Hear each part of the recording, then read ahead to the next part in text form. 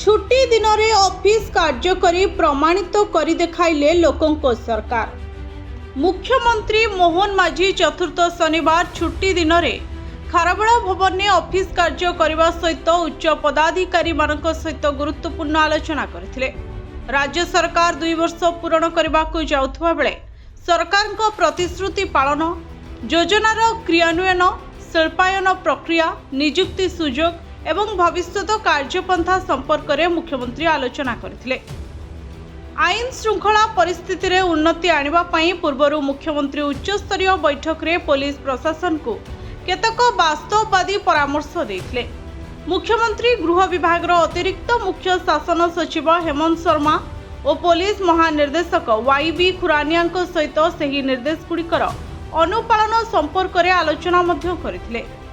तेबे यह अवसर में मुख्यमंत्री कहिथिले जे राज्यर विकास पई आईन श्रृंखला परिस्थिति शांतिपूर्ण हेबा आवश्यक।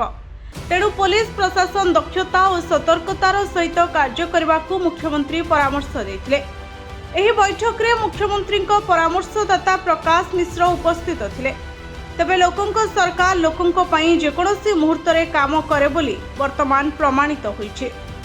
Bureau report, Odisha fast.